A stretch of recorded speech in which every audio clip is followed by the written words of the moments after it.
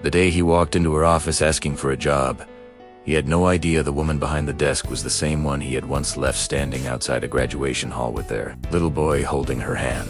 Years earlier, he had told her she was too small for the life he wanted. Too ordinary, too far beneath where he believed he was headed. Now he sat in a dark suit with careful answers and tired eyes, while she turned over his resume in silence and decided whether he still deserved to be taken seriously. Long before any of that, before the office and the glass walls and the title on the door, there was a young woman named Claire Bennett working double shifts in a textile warehouse outside a town called Red Hollow, Ohio. Red Hollow was the kind of place where most people inherited their future before they were old enough to choose one. The same streets, the same families, the same conversations on porches at dusk. Some people found comfort in that. Claire only ever found limits. Her mother died when she was 14. Her father stayed alive, but only in the technical sense. He worked, he slept, he sat in the kitchen with the television on, and never really looked at anyone. Claire learned early how to move through life without expecting much help. By 20, she had already mastered the art of doing what had to be done while pretending she wasn't tired. That was when she met Lucas Halle. He worked loading freight at a distribution center across town. He was 24. Broad smile, easy voice. The kind of man who seemed to know how to make hard days feel lighter just by standing near you. He came into the warehouse office one afternoon looking for paperwork that had been misfiled, and Claire found herself smiling at a stranger before she meant to. He was attentive in small ways. He remembered details. He brought coffee on cold mornings. He listened when she talked, and for someone who had spent years feeling overlooked, being listened to felt dangerous and wonderful at the same time. They married fast by some standards, slowly by theirs. The courthouse ceremony, cheap rings, a second-hand table in a one-bedroom apartment above a hardware store. 2 years later, their son Mason was born, and for a while, their little life held together with the kind of quiet tenderness that doesn't look impressive from the outside but feels like enough when you're inside it. Neither of them had gone to college. Both worked hard. Claire picked up extra warehouse hours and cleaned 2 offices downtown on weekends. Lucas handled long shifts and odd jobs, always saying one day they'd get ahead. One day things would stop feeling so tight. Then one rainy October evening, Claire found a flyer pinned to a bulletin board outside the public library. A local business college in Ashbury was offering a night program in financial systems and bookkeeping. Tuition assistance, evening classes.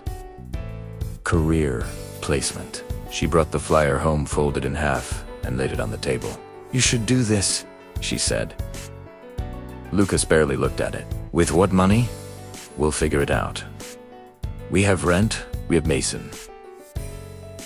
We have groceries." Claire sat down across from him. "Then I'll work more. You study now. You get the better job first. Then later, when we can breathe, I'll study too." Lucas stared at her for a long time. "And what do you get while I do all that?" Claire gave him a tired little smile. "The same thing I always get. More to do." He laughed, but not because it was funny. A week later, he enrolled. That decision changed the shape of Claire's entire life. She added a breakfast shift at a diner before the warehouse. She cleaned houses on Saturdays. She learned how to stretch leftovers into another dinner and how to hide worry from a child who still thought adults controlled everything. She got Mason dressed, dropped him off, worked, came home, cooked, cleaned, put the boy to bed, and waited for Lucas to get back from class. Some nights he came in frustrated and embarrassed, tired of formulas and software and classmates who seemed to understand faster than he did. Claire would make him tea, sit beside him, and go over notes she barely understood herself. "Just keep going," she would tell him. "You're closer than you think." If Claire's sacrifice already says something to you about the kind of woman she was, leave a like, subscribe, and tell me in the comments. Do you think you could carry that much for someone you love? For the first year, Lucas was grateful. The second year, he grew restless. By the third, something in him had shifted. At first, it was subtle. Later nights, new cologne, more talk about classmates, and less talk about home. He started buying better shirts, saying appearances mattered where he was headed. Claire noticed, but she had already invested too much faith to pull it back. Easily, doubt felt like betrayal, and she had spent years believing loyalty meant staying quiet. Then one name began coming up too often. Alyssa. Elisa Ford was in several of his classes. Her father owned 2 accounting firms in Ashbury. She knew the right people, the right language, the right kind of confidence. Lucas said she was helping him understand the harder material. Claire nodded and kept washing dishes and told herself not to become suspicious just because she was tired. The truth arrived through someone else, the way it often does. A woman from the diner mentioned seeing Lucas at a restaurant in Ashbury, looking cozy with a blonde and a red coat. Claire smiled as if it meant nothing, carried coffee to another table, and felt something inside her go still. She said nothing that night. She waited. The graduation ceremony took place in June at the Ashbury Business College auditorium. Claire wore a navy dress she had altered twice to make it fit better. Mason, then 7, wore a tiny tie and asked every 10 minutes when his dad would walk across the stage. Soon, she kept saying. They got there early. Claire brought a cheap camera because she had imagined this day too many times not to preserve it. She had paid for nearly all of it with overtime, sore feet, and skipped sleep. However, it turned out it had cost her something real.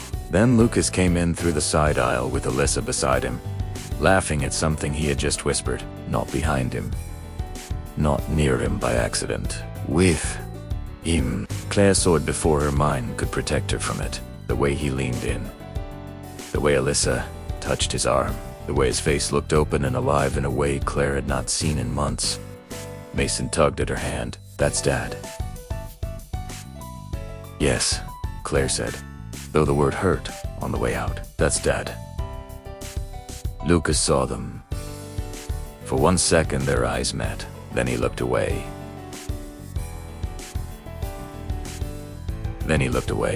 Claire stayed through the ceremony. She clapped because Mason clapped. She watched Lucas take his certificate and smile for photographs. Watched him step into the future she had helped build, and felt something inside her begin to close. Afterward, in the crowd outside, he caught up with her by the side steps. Claire. Wait.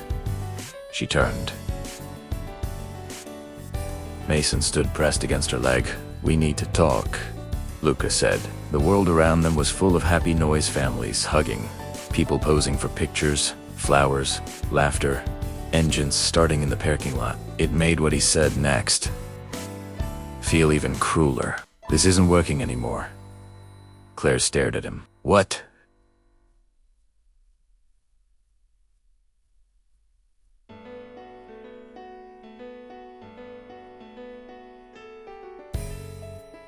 What isn't? He exhaled, already irritated by the conversation he had clearly rehearsed. Us? I've changed. I want something different now. Mason looked from one to the other, confused. Lucas lowered his voice. Alyssa understands the world. I am a moving into. She gets my goals. Her family has connections. I can't keep pretending those things don't matter. Claire felt the air change around her. And what am I? She asked. Lucas hesitated only a second. You're a good person, he said. But you still clean houses and work warehouse shifts. I can't stay tied to that life. 3 years. 3 years of supporting him. 3 years of coffee at midnight. Bills, childcare, and faith. You waited until today to say this? She asked. He rubbed the back of his neck. I didn't want to hurt you. It was such a weak sentence that it almost made her laugh. Mason pulled on her sleeve. Are we all going home? Claire crouched and fixed his collar with shaking fingers. No, baby, she said softly. Not all of us.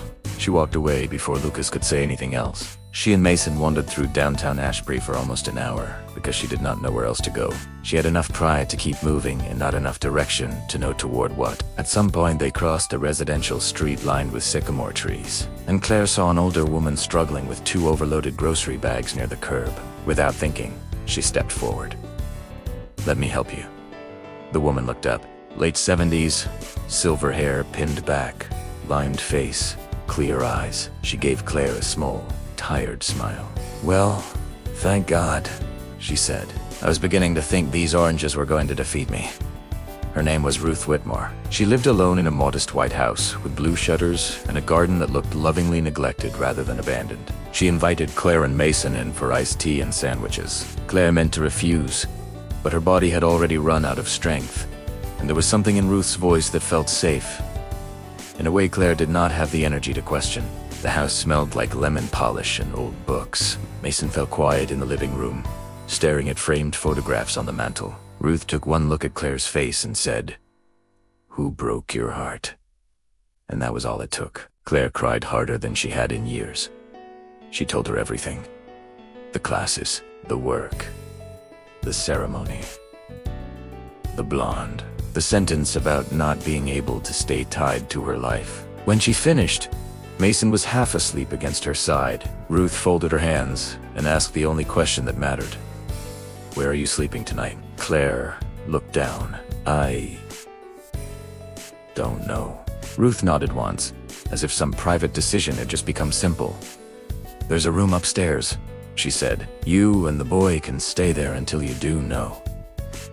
Claire shook her head. "You don't even know me." "No," Ruth said. "But I know enough. I know what it looks like when a woman has been carrying too much by herself for too long." They stayed the night. Then another, then enough nights that it stopped being temporary. Ruth had been a bookkeeper before retiring. Her husband had died years earlier. Her only daughter lived in Oregon and called often but visited rarely. The house had become too quiet for one person. Claire helped with groceries, laundry, meals, and 1,000 small tasks that pile up in a home when time keeps moving but energy doesn't. Mason took to Ruth immediately. Within weeks, he was calling her Grandma Ruth without anyone ever suggesting it. And Claire, for the first time in years, had room to think beyond survival. The money she had once poured into rent and Lucas's schooling now had another use. One evening, sitting at Ruth's kitchen table, she found herself staring at the website of a community college in a 2-year program in operations and business management. Evening classes. Transfer options.